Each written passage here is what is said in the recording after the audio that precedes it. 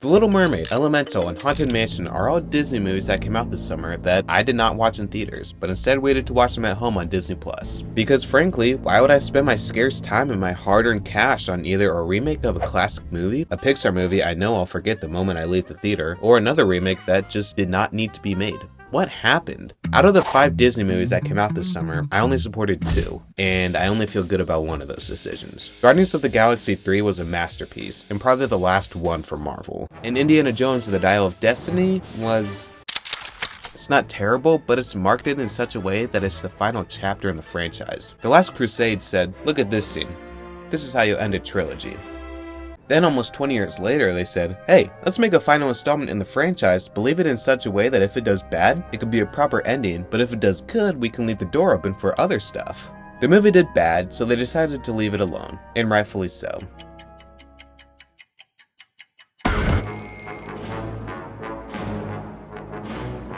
Then sometime after Disney bought them, they said, "Let's make a final installment in the franchise, but leave it in such a way that if it does bad, it can be a proper ending, but if it does good, we can leave the door open for other stuff." Surprise, surprise, it did bad.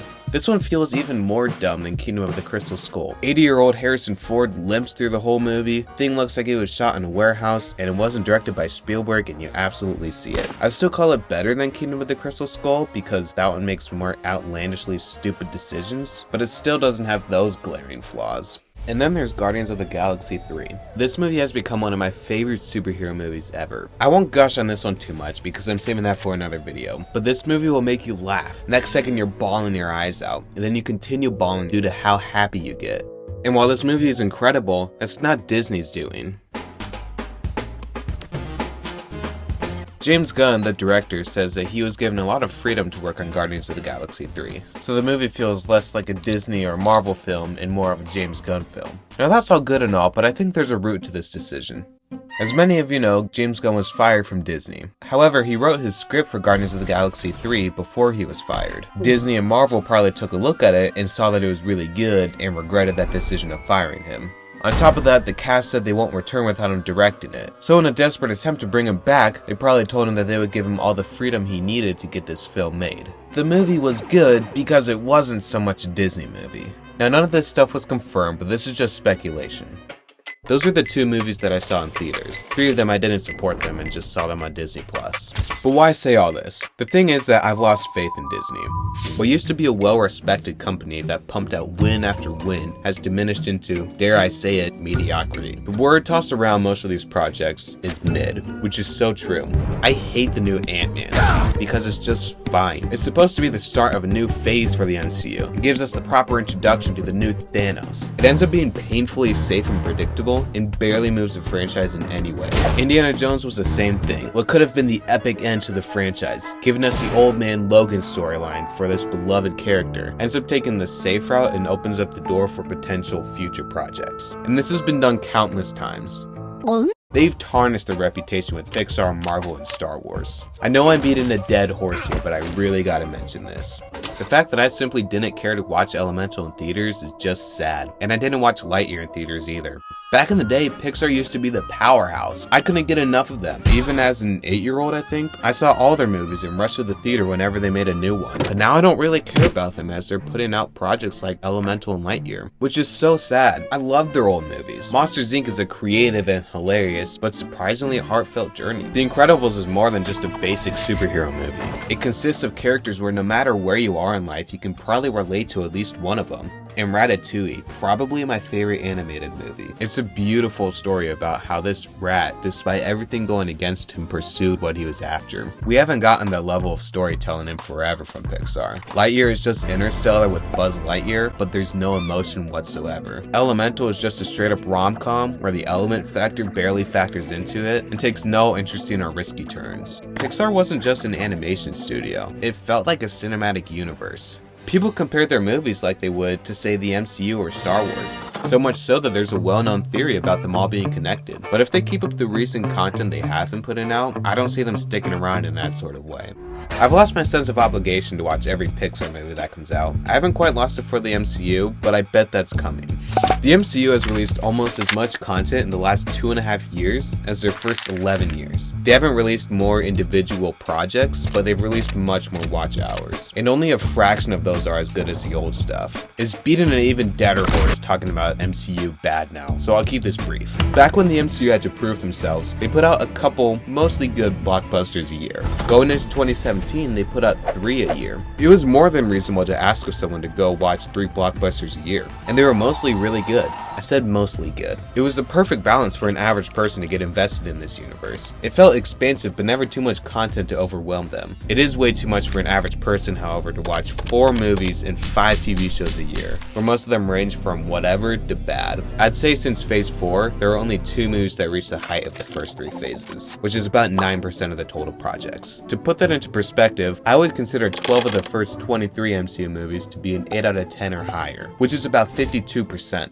They're now pumping out so much content that they can't put time into polishing it. We're at the point now where this year, 3 movies and 2 shows only sound like a little bit of content. And after multiple years, I might have a vague idea of where it's heading, but I have no idea how all these movies and shows will connect. The MCU is now directionless. They've oversaturated the market, and they're straight up not very good. The only way for them to bounce back at this point is if Avengers 5 and 6 actually cured cancer. I feel almost indebted to the MCU for growing my love for comic book movies and just movies as a whole. So I feel almost obligated to stick with them, but we'll see how long that lasts. And then there's Star Wars. Anything you say about this franchise is met with toxic backlash. I thought Andor was the best written and most thought-provoking Star Wars show yet. What? Andor? That show doesn't even feel like Star Wars. I like The Force Awakens. It's a straight-up reboot, but it's done well. Yeah, until the next 2 films destroyed its reputation. I thought Ahsoka was fine, but nothing too special. You just don't appreciate Clone Wars or Rebels and can't appreciate Dave Filoni's magnum opus. The whole Star Wars community has been split in 2. Every film or show that comes out is responding with tons of backlash, but oftentimes an equal amount of praise. The Last Jedi is the biggest example of this. Many people saw this movie as an interesting character study of a beloved character. Others saw it as an attempt to turn the main character of Star Wars into a jaded old man and thus destroying everything he stands for.